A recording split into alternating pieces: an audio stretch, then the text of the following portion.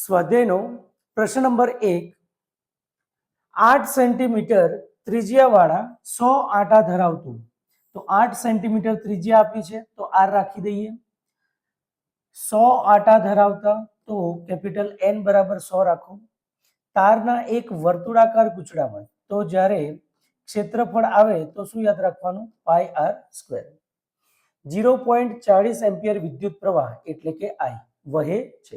તો ગૂંચળાના કેન્દ્ર પાસે ચુંબકીય ક્ષેત્ર B નું મૂલ્ય શોધવાનું છે. બરાબર છે. તો સૌથી પહેલા આપણે લખી દઈએ R બરાબર, અથવા તો કેપિટલ R લખો.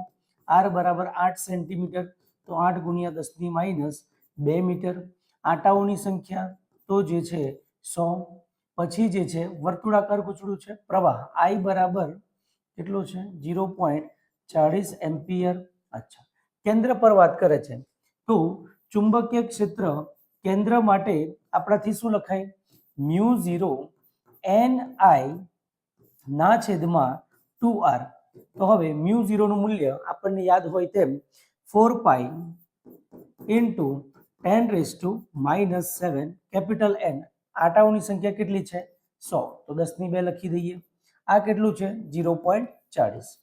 હવે 2 ગુણ્યા ત્રિજ્યા કેટલું છે?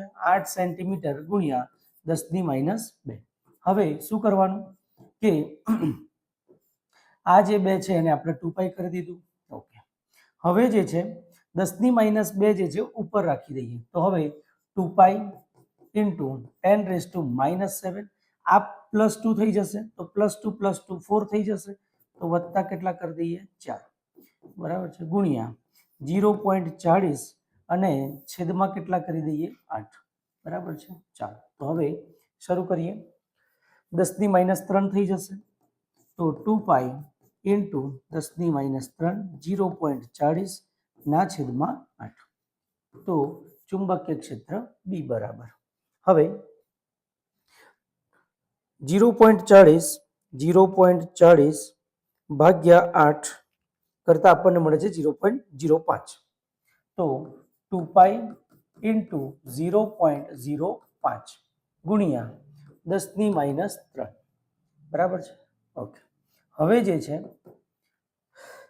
0.05 ગુણ્યા 2 ગુણ્યા 3.14, તો આપણને મળે છે 0.314 ગુણ્યા 10 ની -3. તો હવે દશાંશનું મૂલ્ય જે છે જમણી તરફ ખસાવતા 3.14 ગુણ્યા 10 ની -4 ચુંબકીય ક્ષેત્ર હોવાથી ટેસ્લા મૂકી દઈશું. બરાબર છે. ચાલો, તો હવે એકવાર સવાલ જોઈ લઈએ. શું આપ્યું છે? 8 સેન્ટીમીટર ત્રિજ્યા, 100 આંટા ધરાવતા તારના એક વર્તુળાકાર ગૂંચળામાંથી 0.40 એમ્પિયર વિદ્યુત પ્રવાહ વહે છે.